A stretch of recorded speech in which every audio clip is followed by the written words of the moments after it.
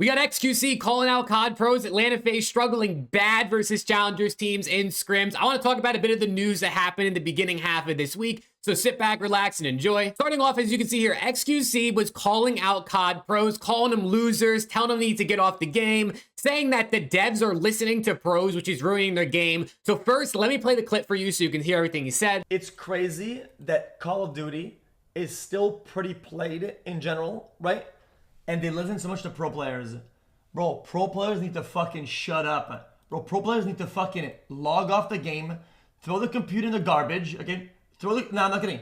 If you're a pro at Call of Duty, throw your computer in the garbage bin nearby, okay? And go get a job at Home Depot or McDonald's, you fucking loser, okay? You're a fucking loser. You make anything but the game about the fucking bullshit controller when the game could be more. Okay, you can only use one gun out of 60 and 4 attachments, even though there's 6 slots on one map, but don't go to the left side because I don't like that part of the map. I don't like the colors of it. Now, first, I think there's 2 facets to what xQc is saying. Number one, to what he said kind of like directly in the clip. Obviously, the things he said towards the end about GAs are totally true. The pros GAing thing is getting rid of guns and all that sorts of thing definitely makes the game a bit more boring. But on the other side of things, I don't really understand what he's talking about when he says, like, as you can see in the title or on the screen, the devs need to stop listening to pros, because anyone who's watched competitive COD knows the devs do not listen to the pros. I mean, the pro scene and the pros ask for things and the devs almost never give it. And if they do, it's weeks, months after things happen. So I think on that side of things, that just doesn't really make any sense. COD isn't dying because the devs and Treyarch and Activision or whatever you want to say is listening to the pro players.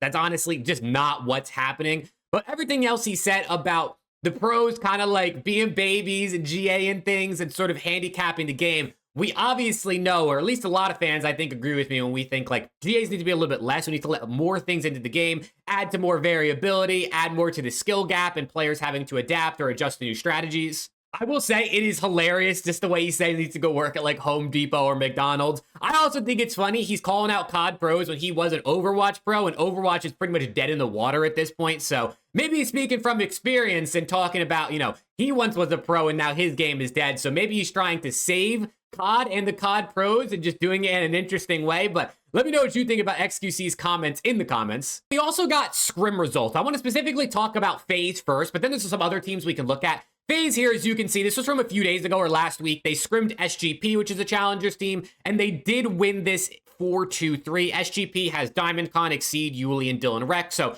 of course a very solid team. But it was the scrim results from yesterday versus Omit that I think really had people worried about Atlanta FaZe. They lost 6-2 in map count, playing, I believe it was 8 hard points. They played 2 sets of the hard points.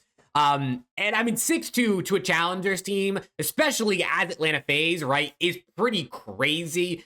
We know FaZe is struggling, and a lot of people, including myself, kind of thought maybe after this break, they'd get their minds right, they'd get their heads back into the game, and they would, you know, kind of start doing better. But I mean, they got fried. Omit, if you don't already know, is Neptune, Lunars, Craze, and Fellow. So even some players in there that haven't been in the pro league, which is interesting. To see them losing to this Omit team 6-2 has got to have you a little bit worried about Atlanta FaZe, just looking at the scrim results. But also at the end of the day, you don't really want to buy into the scrim bucks too much because that can get you into some muddy territory. But also, Omit scrimmed the Vegas Falcons not too long ago. As you can see, January 3rd, it's January 7th when I'm uploading this. And they beat them 4-1. Obviously, the Vegas Falcons are probably considered a different level compared to what we would think for Atlanta FaZe. But the Omit team seems to be pretty good. So maybe to give FaZe fans a little bit more hope, Omit seems to be a pretty good challengers team, but 6-2 in just hard points. I feel like a mode that FaZe have been able, I mean, FaZe have been able to rely on every mode, it feels like, throughout the CDL history, but definitely interesting to see them struggle. And Shots even had a clip here talking about FaZe and the slump they're in, so I'll play this for you now. I think FaZe are chalk. No, they're not chalk, man. It's just a fucking, they're just in a hump, bro. Simple as that. Every team goes through it, man. Yeah, the best team goes through it. They go through it for a week. There's other teams that do it longer. It happens in days. Like, I mean, bro, it happened to us last year. Major 4 got fucking, not even just Major 4. We didn't have just like a bad event. Like, bro, scrims prior to that were literally like really bad. So I know like what they're going through.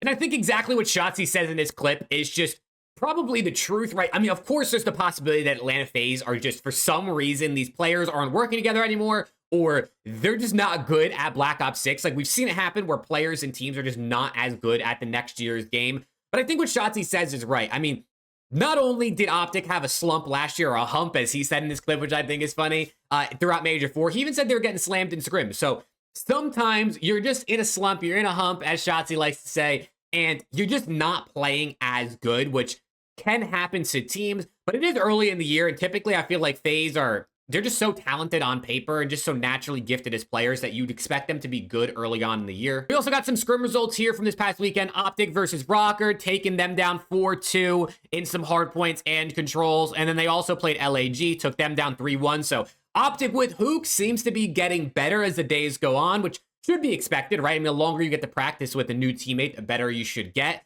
Maybe the honeymoon period's still there as they go into the minor, maybe looking to make a run and kind of prove to the OPTIC fans in the green wallet they still have what it takes to win, despite obviously who coming in for Pred. I want to end the video quickly talking about Call of Duty and Activision a little bit here. There's this clip as well as another thing COD released, which I thought is pretty interesting to show the state of the game. Apparently Activision was paying some streamers like Clicks and Myth $400,000 to stream COD for 50 hours.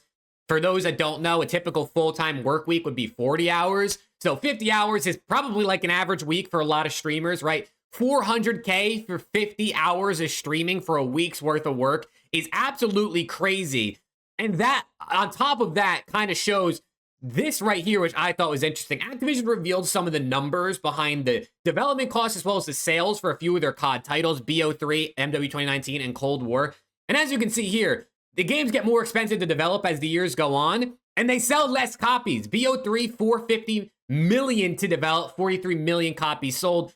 640 for MW 2019, 41 million copies sold. Black Ops, I mean, you could see it. I'm not going to read all of it, but basically just showing the games are getting more expensive and they're selling less copies, which is just crazy. I mean, obviously, inflation, you know, things cost more money, paying employees costs more money. It just probably costs more money to do anything in business these days than it did 10 years ago or 8 years ago, whatever you want to say. But Activision paying streamers $400,000, $500,000 to play their game, stream their game, not having a working anti-cheat, right? Pros up in arms because of how bad the game is and how bad the state of the community is at this point.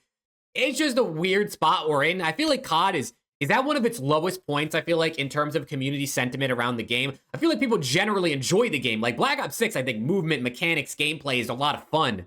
Boy, oh boy, do they have a problem on their hands with the development, the studios, and then obviously hackers and the anti-cheat and things like that. So let me know what you guys think about all the news in this video. I like to do a couple of these videos here and there, and there's a bunch to talk about. So if you enjoy CDL content, make sure to sub to the channel, and hopefully I'll see you all in the next one.